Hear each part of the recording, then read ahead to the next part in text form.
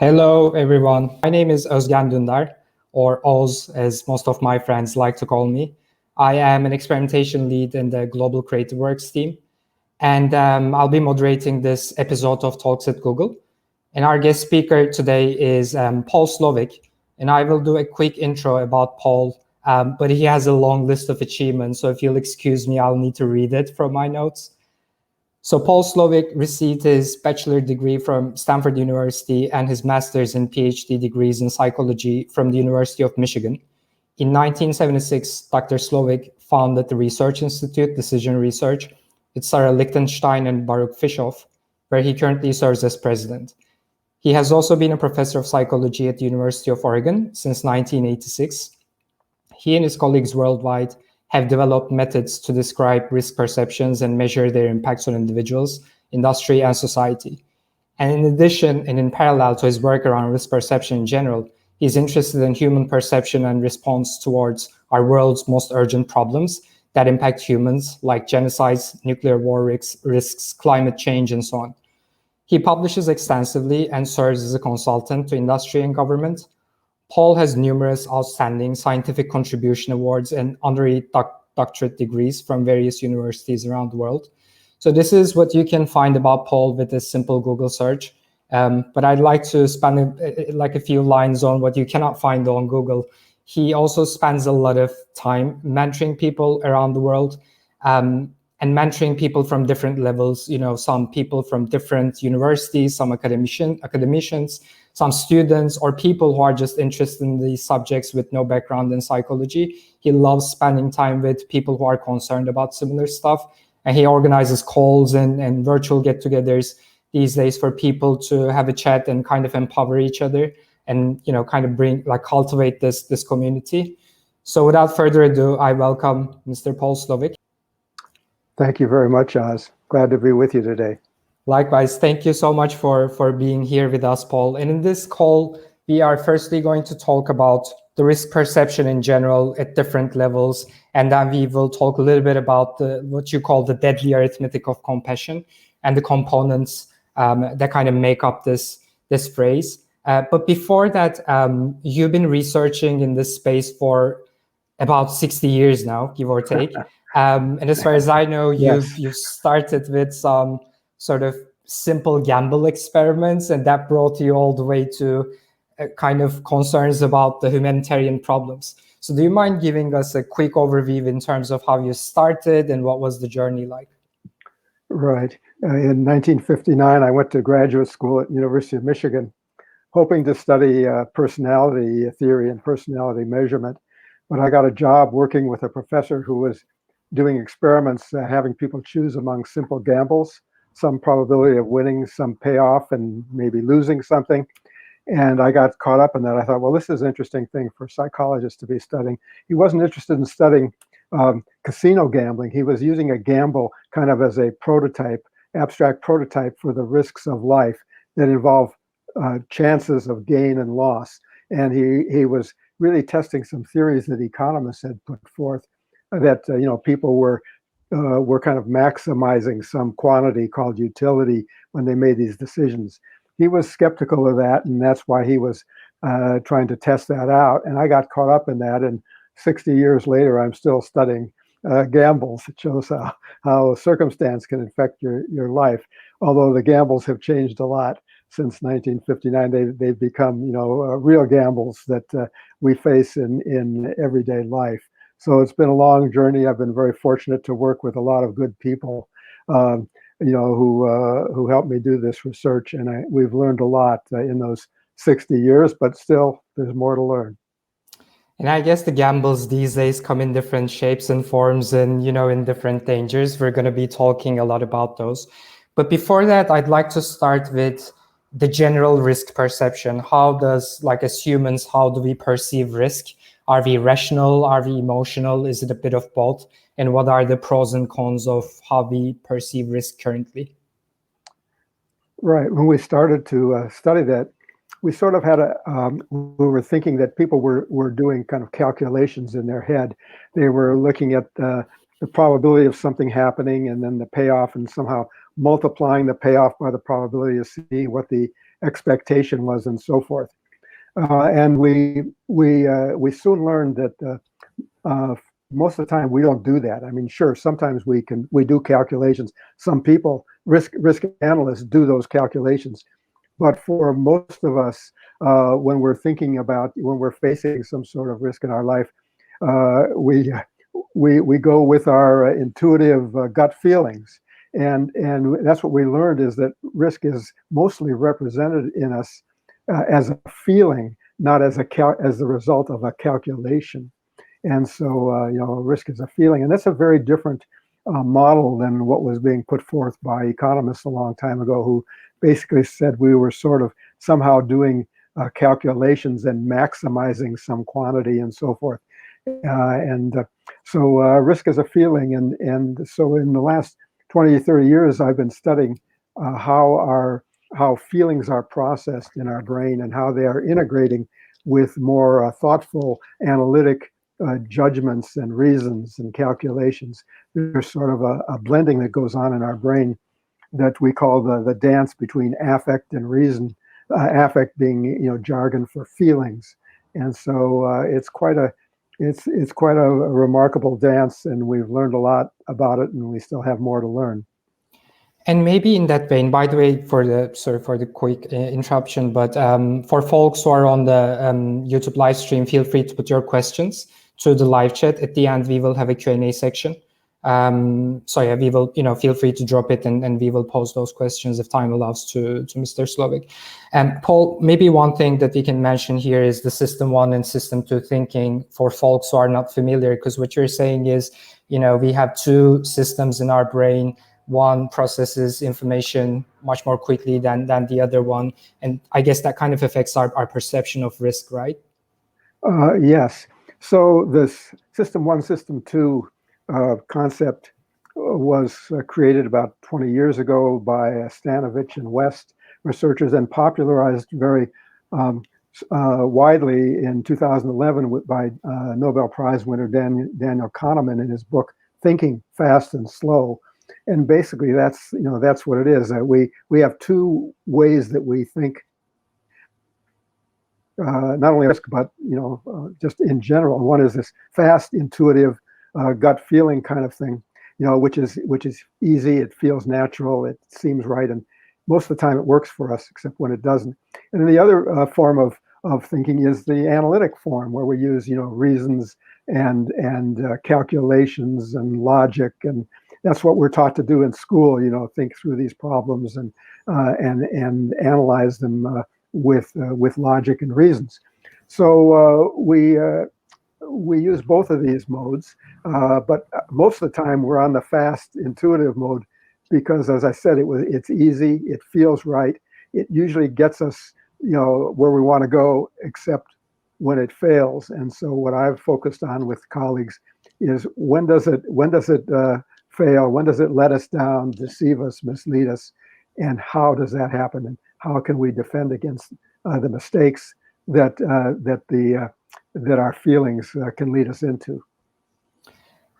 So this, I guess, kind of explains us that individual risk perception is not perfect, so to speak. But let's take it a level higher, because there are some risks that we face as a country, for instance, or as a community. Which means we need to collectively understand the risk and act towards it. And here, we can maybe talk about an effect that's called bystander impact, because when you're with people, you expect the other people basically to take an action. So our already flawed sort of risk calculation becomes even more sort of flawed, I guess. Can you talk a little bit about how we perceive risk as a community? Well, there's kind of several elements there. One is, what risks are you talking about? Because risks take all different kinds of forms.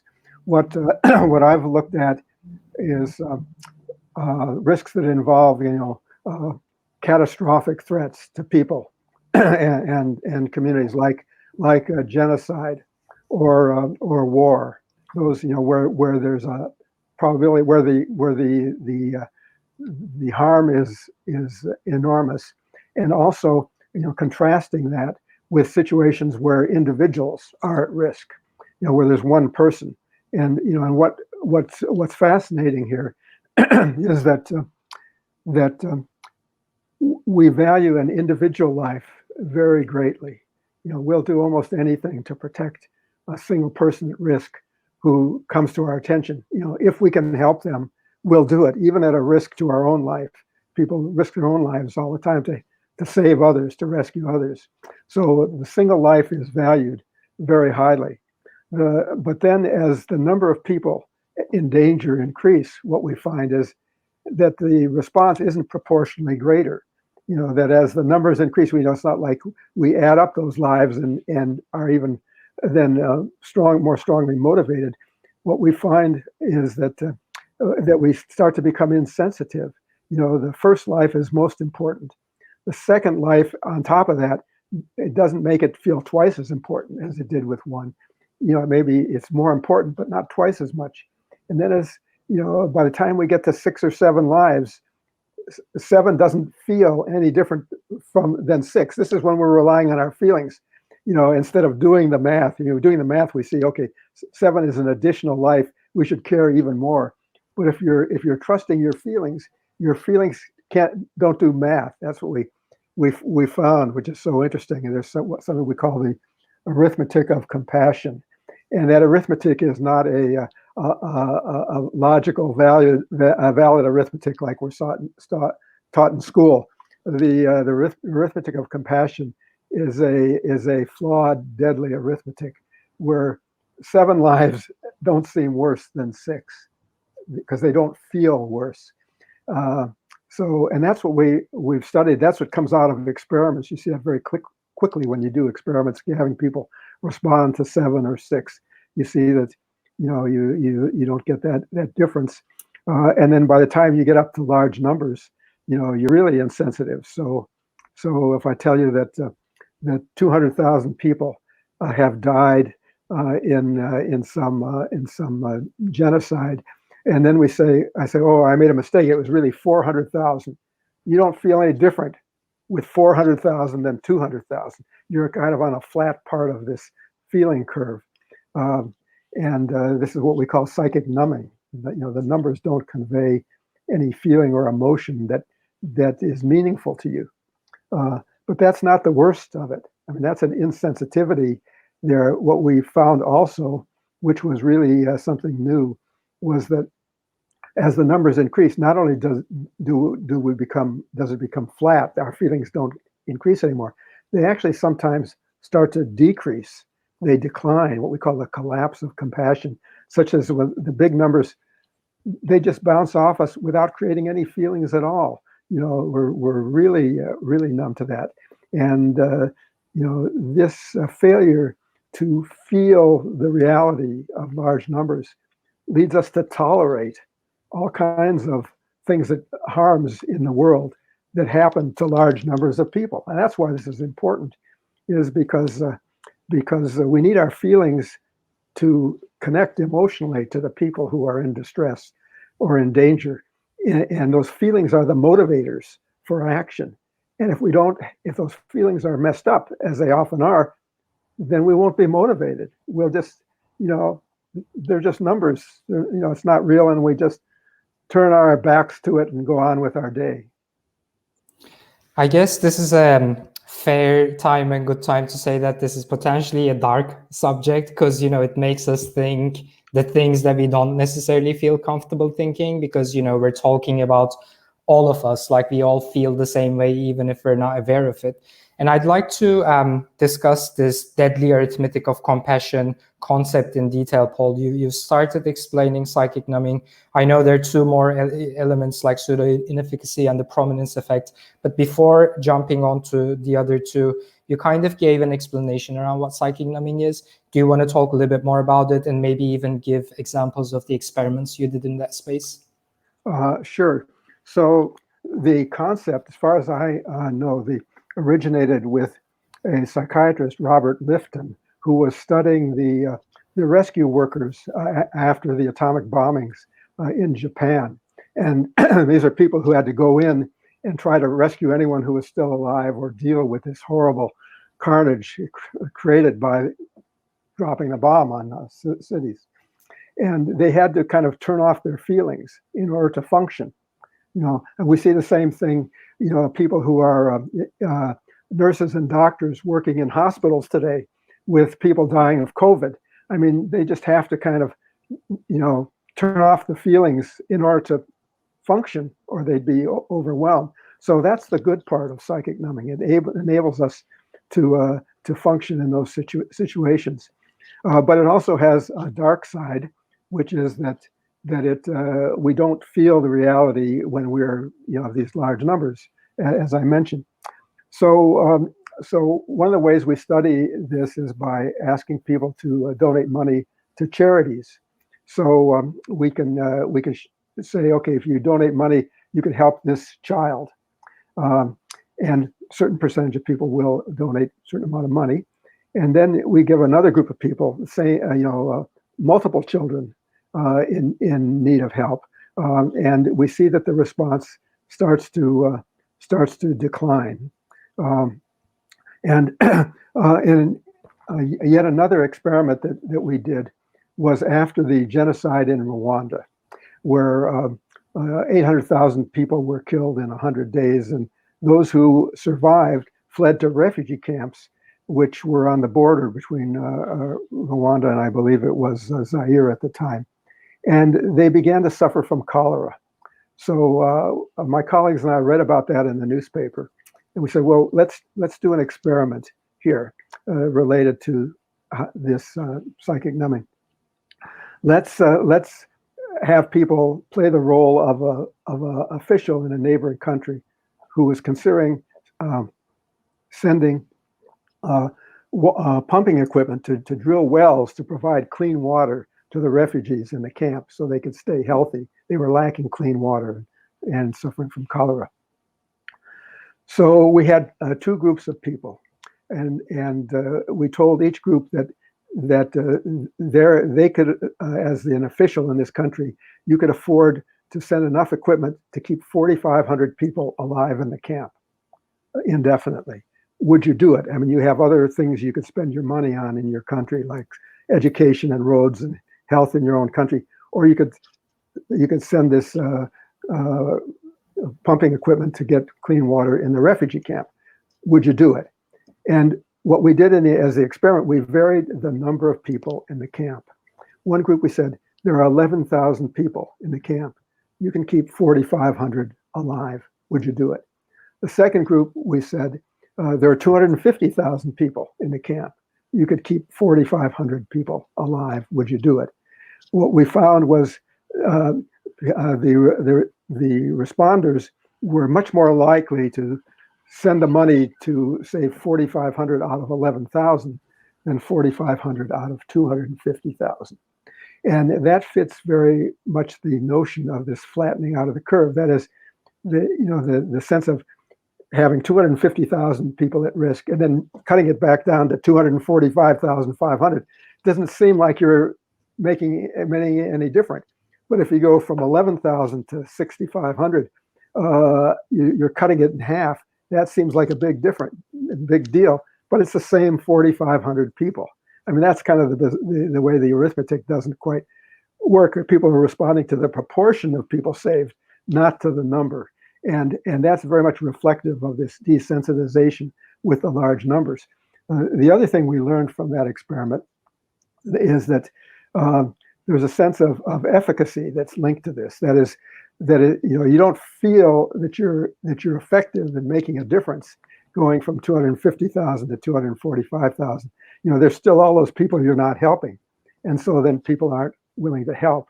When we saw that, we did new experiments. We said, okay, that's a large number of people you're not helping, and of course, it's not surprising you don't feel good. What if it was just a handful of people that you're not helping? So we started to do experiments on having people donate to people in need, donate to charity. And we said, okay, you can help this child. Unfortunately, you can't help these other 6 children, but you can help this one. Would you do it? And even having 6 children that you couldn't help dampened the response. And so we brought that down even to 1. Okay, we said, okay, you can help this child, uh, uh, or you can help, or your money will go to this child or this other one, one of two, and having it go to one of two reduced the response.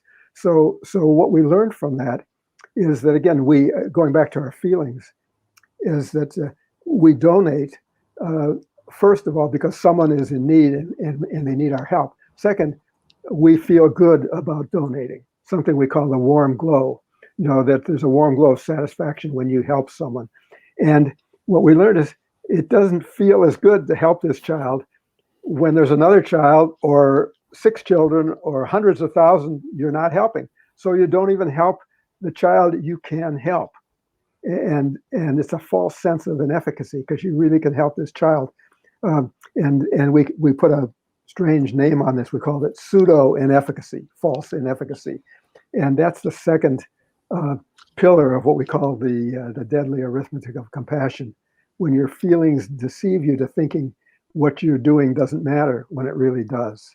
Can I just jump in here quickly? Because this, like, out of the three, this is the one that kind of really moves me. And because, charitable initiatives is probably one of the least selfish things that we do as human beings. Like, we donate our time, our energy, our money to people we don't even know, we will probably never meet, and we don't see them and everything.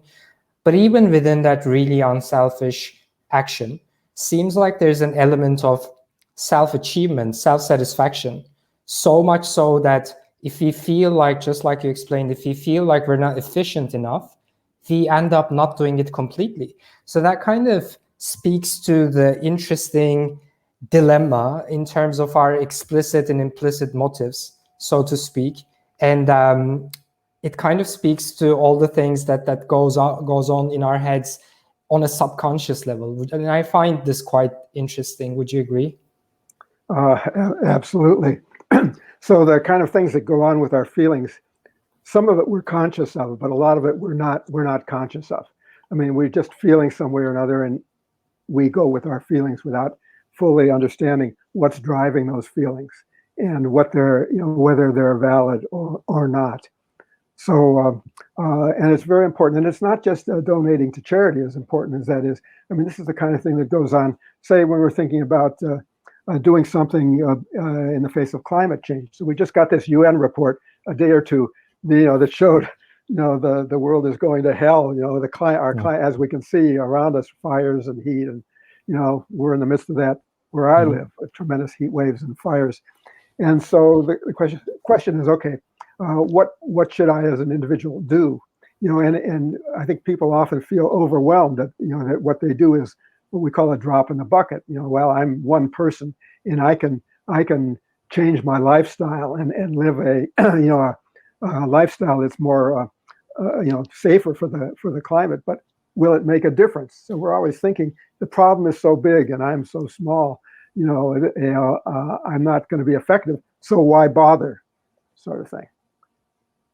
I will have a question about that report, not about the report, but like the things that it makes us think. But before that, I'd like to complete the arithmetic of compassion term, phrase, or concept with the last piece, which is the prominence effect, which I guess speaks to the trade-offs that we think about once we think about actioning or not. Do you want to talk a little bit about that? Sure. So again, I was doing this work focusing on genocide, because the thing about genocide is that we talk big about caring about people and never again allowing things like the Holocaust to occur, and yet our actions as individuals or as nations don't live up to that ideal, those values. And over again, when genocides or mass atrocities take place, we turn our backs to it. Even though we value individual lives greatly, we don't respond here. And so and that's why I started studying psychic numbing and then pseudo inefficacy. And then I realized, well, there's still more to it. That sometimes, say, governments are aware of the magnitude. They're thinking about the numbers. They're being analytic. They know this is a big deal. and they still don't act. Something else might be going on. And then I recalled some other research in psychology that I'd been involved with that shows that that when we talk about our ideals, our values, we can indicate we have these values, but then if we have to make a decision where our values seem to be in conflict, that's a whole different story. So in the case of genocide, for example, as a nation, we may value the need to protect thousands or millions of people who are being abused by some bad government or whatever.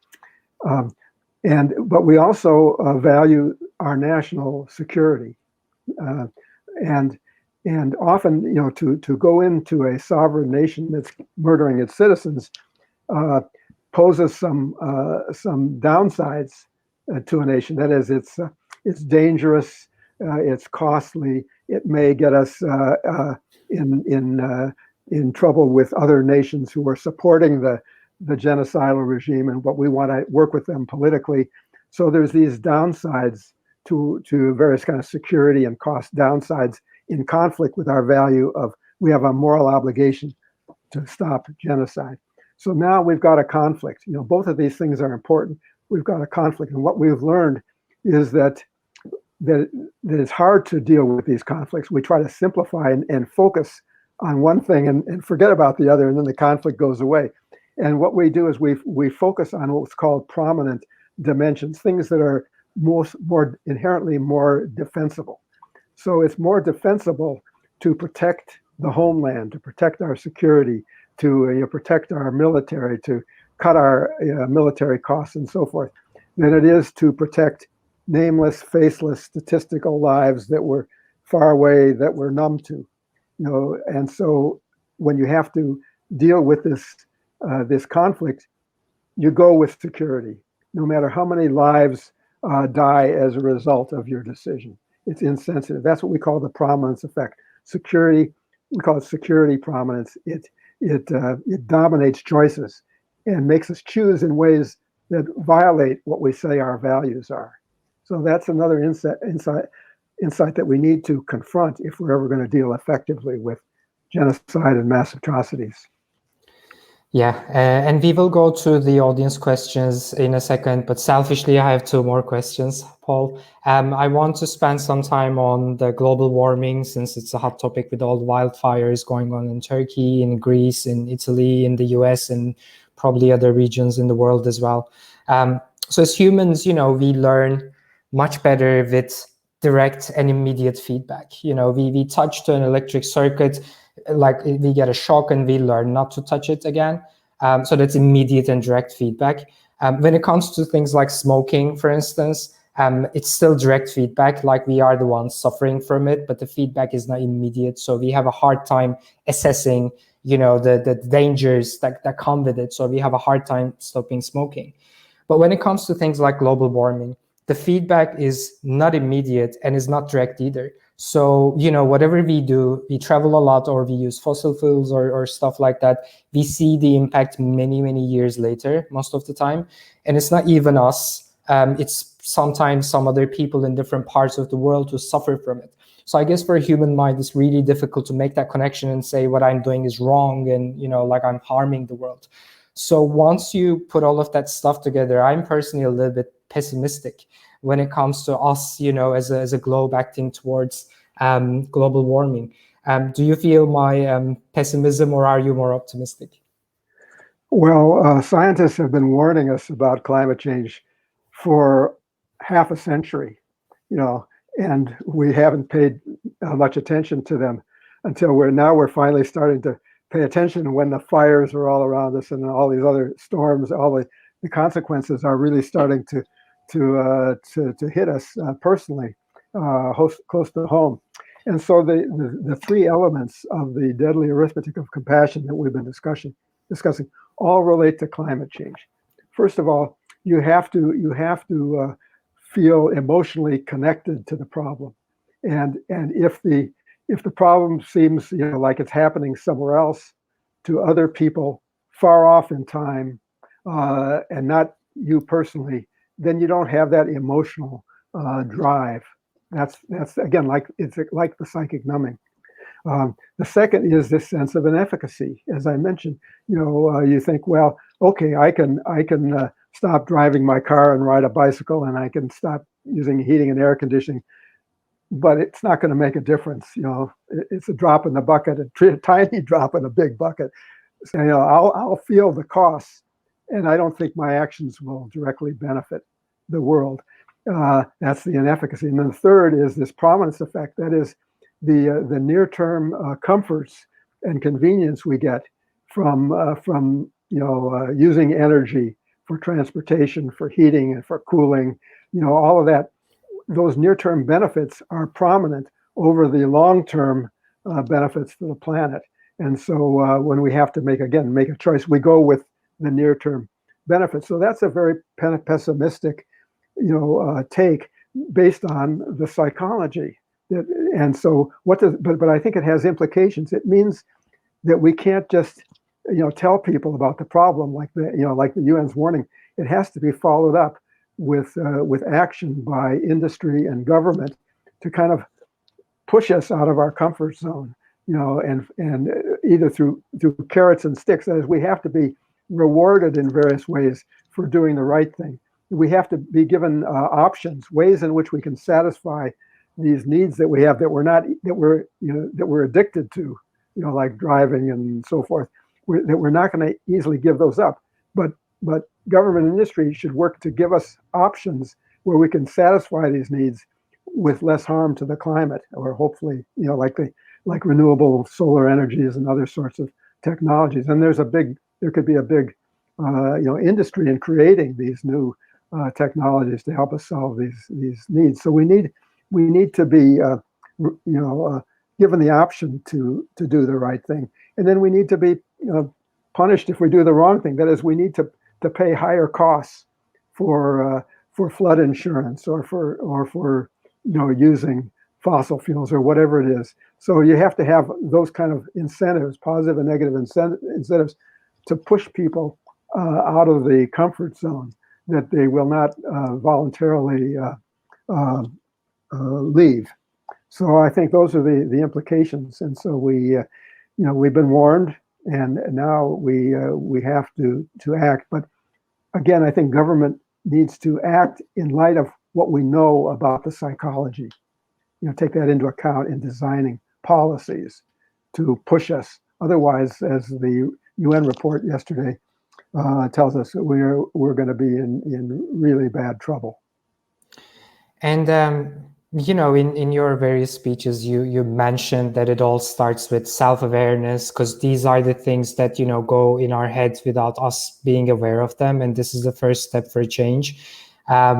And I, in that regard, I want to contribute to that, because I saw that bias within myself with the recent wildfires. We always heard about wildfires, and it's not that I didn't care about them, but after they happened in my country, in Turkey, in the places that I saw, in the places that I had been in the past, now I can feel the difference in me, like in the way that I look at the news in different places of the world, and I can feel much more. So there's this element of being able to relate, I guess, because we cannot, just keep worrying about everything that's going on in the world. But that's that's my contribution to saying that we are also part of the problem, basically.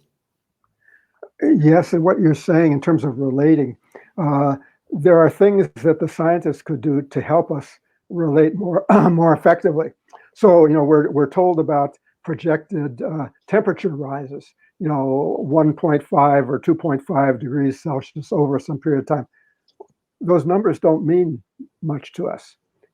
What does that mean in terms of the percentage of days, that with temperatures over 40 degrees in our region? Or another example is sea level rise. We're told that, projected sea level rise due to the melting of the ice caps, is so many centimeters, over the next so many years. Well, again, it doesn't mean anything to us, but it would mean more if that was translated into what's this going to look like, at our cities that are located on the coast, where with that rising water, how far into the city is it going to be and flooding out the city? If we can then reconstruct what our cities or our beaches are going to look like with that level of sea level rise, then that gives us an experiential sense, which triggers our feelings. Again, it's all about feelings in ways that a 3.5 centimeter increase doesn't do.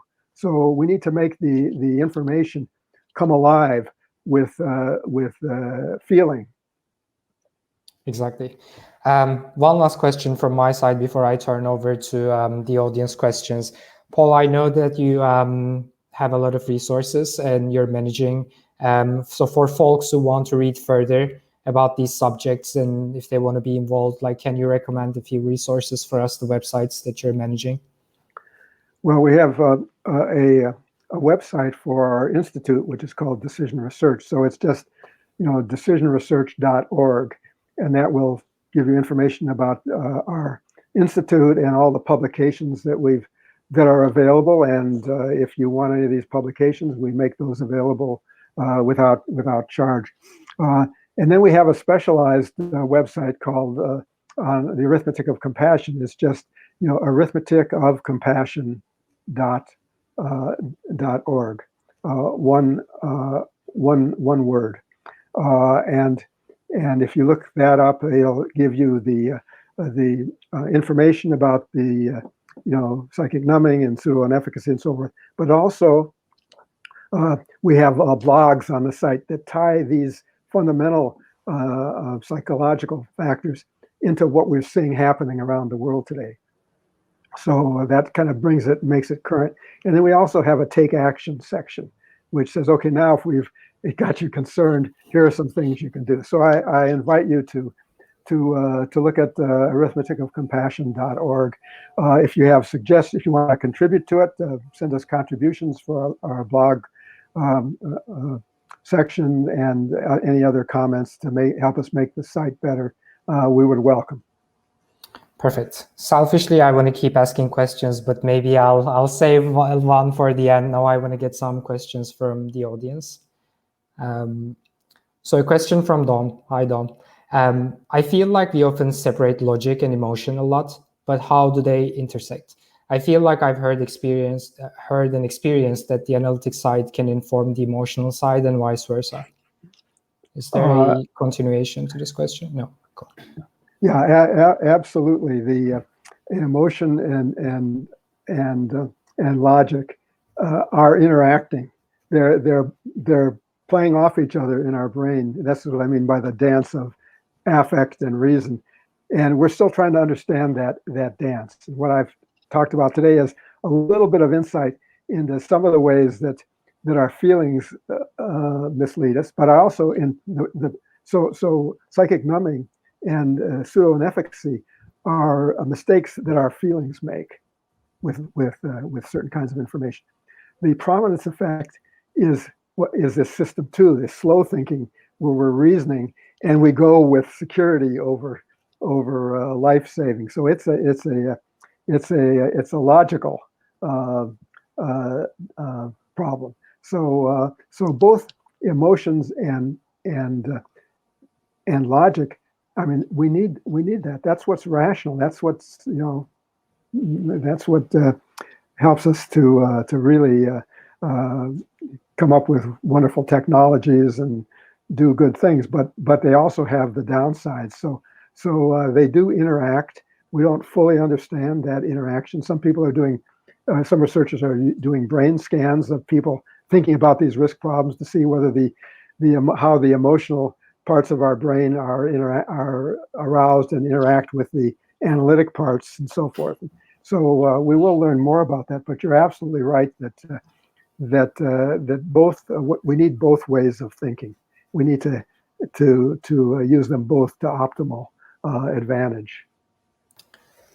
Perfect. We can get another question from the audience. So Sandeep says, what you speak about appears to be an error bias in our evolutionary design, i.e. bug in the code when assessing human suffering. I guess that's the Google translation. Mm-hmm. How can we train our minds on a daily, weekly basis against this error?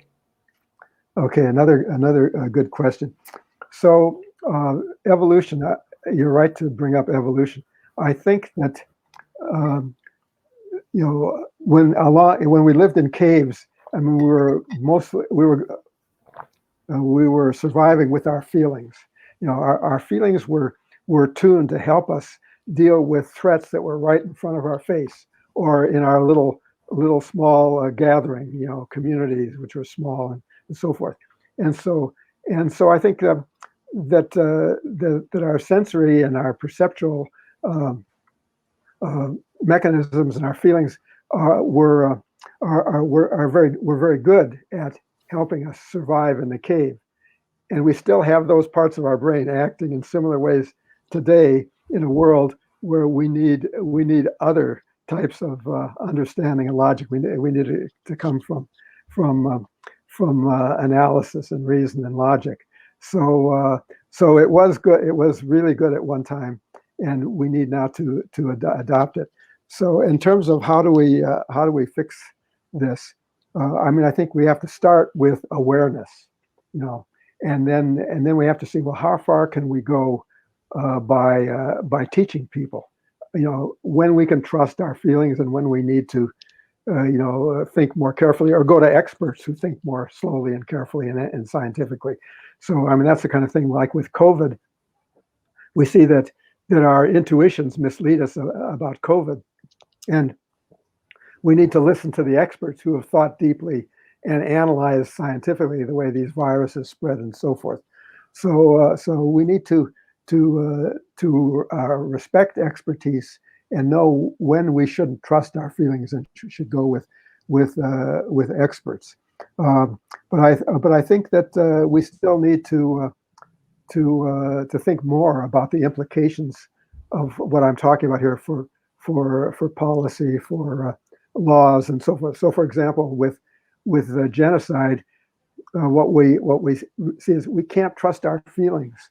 Our feelings don't understand genocide, just like they don't understand certain things about climate change. We need to create laws and institutions based on slow, careful analysis of what is the right thing to do, and debate those things. But anyway, we have to have institutions and laws to help monitor and regulate our feelings here, and that needs to be worked out. But I think it needs to be worked out with a full appreciation of how our feelings often deceive us. And I guess, in the beginning, that would require a lot of effort, but hopefully over time get easier. So I'm going to take one more question from the audience. And the question is, COVID response in some parts of the US seems to fit the psychic numbing model pretty well. Does your work suggest any strategies for how to do better? Yes, yeah, these are great questions. So absolutely, COVID shows us how our feelings deceive us. That is, the first thing is that the virus spreads exponentially, and we've done other research showing that people don't understand exponential growth. If you show them numbers that are growing exponentially, and then you say, where is this going to be 5 steps down the road, they vastly underestimate where it's going. Even though you see the curve starting to peak up exponentially, people extrapolate in a straight line, so they vastly underestimate where it's going to be. That's what happened to us in the early stages of COVID, when you do best to stomp it out early. If it's exponential, the sooner you can act, the more effectively you can shut it down. And we were misled. People didn't understand where this exponential growth was, where it suddenly leaps up and overwhelms you. So that's one way that COVID, that this is related. The other thing is, think, for example, about the guidelines we were getting, about wearing masks, staying inside, not going to the workplace, and isolating and so forth. Well, all of these things, are important, but we couldn't maintain those. We got this pandemic fatigue. People obey them early on, and then they start to give them up. They relax. And if you think of that, again, this is a different kind of psychology based on reward and punishment. That is, when you do the right things, you don't feel an immediate reward. You don't see who you're saving or or how you're contributing. You feel an immediate punishment. You don't get to do the things you want to do, or you have to wear these masks. You get an immediate punishment and not an immediate reward for doing the right thing. And when you do the wrong thing, you take the mask off, you go out and go to a party, you don't get punished. You don't see anything bad happening, and you feel rewarded for doing the right thing. So the reward punishment is just backwards for what's needed to maintain these behaviors. Well, and also the same kind of things there's a lot of things with vaccination as well. So anyway, COVID is as much a behavioral problem as a medical problem. And we haven't appreciated the need to understand how our behaviors are making the problem worse. So you need to combine a knowledge of the behavior with the medical knowledge to optimally manage COVID, and we're still trying to work that out. Yeah, definitely. I feel like as the globe, we're in a big experiment, so to speak, Right. and we're gonna see the results afterwards. One last question from my side, Paul, and it's kind of a personal one, but I think it's going to be helpful for folks who want to do something about this. Like I know that you've been working in this space for 60 years, and you have filters, for instance, with Google search. So whenever there's news coming up about genocides or any kind of humanitarian problem, like you make sure that you're on top of those. And these are really stressful things to work on, like these are dark subjects. So, and if people want to, improve themselves and be aware of these, like people need to kind of go through these stages. So like among all of this, how do you deal with your well-being? Like, isn't it kind of stressful for you to look at these news over and over again, do these kind of experiments? So how do you sort of preserve your own well-being? Well, yeah, thank you for that question. I guess, I feel that this is a useful way to spend my time. I don't play golf, so, I do these things. And I feel that it's important to do it. And I feel an excitement about learning things that may be helpful and also working with other people. So there's, I don't work alone. I work with other people, and we, and that's, you get kind of social community of people working on this. Another thing I realized is that there's a certain psychic numbing that I'm, I fall prey to as well. That as I talk about these things, and these horrible things, the numbers, from a distance, and so it doesn't tear me up because I realize they're important, and I'm not experiencing the reality behind the numbers. So my wife is an activist locally, and she works with refugees in our community, the refugees who are able to make it to the United States and come to our community, coming with nothing, and they need it to be helped. And we need to find them housing, schools for their kids, employment, and so forth. And it's very difficult. And so she gets to know a family up close and personal, like the one family, and it tears her up. She stays up in the middle of the night worrying about these families. So she feels the reality of things like the refugee problem, which I can think of as a statistical problem. So in that sense, I am psychically numbed, but I hope it doesn't stop me from doing effective work on the problems. Yeah, this is really interesting to hear, and I know that like your children sometimes also work on similar stuff. So it would be interesting to be a dinner guest to you and listen to you guys like in your dinner conversations. Definitely different than many families around the globe, I think. Well, hopefully it's not all. Amazing, Paul. Thank you so much. This has been a really disturbing talk in a good way, I imagine, and hopefully this will help people to take an action and question ourselves, because this is where it starts. The insights that you shared are invaluable. A lot of the stuff happening in our daily lives, but we weren't aware of it. So we really appreciate all your research and your expertise, and we really appreciate the fact that you condensed it to an hour, because it's really difficult with your level of knowledge. So thanks a lot for being here with us. And yeah, cheers. Thank you so much for being here. Thank you, and thanks to Google Talks for inviting me. pleasure to be with you today. For sure. Cheers. Thank you.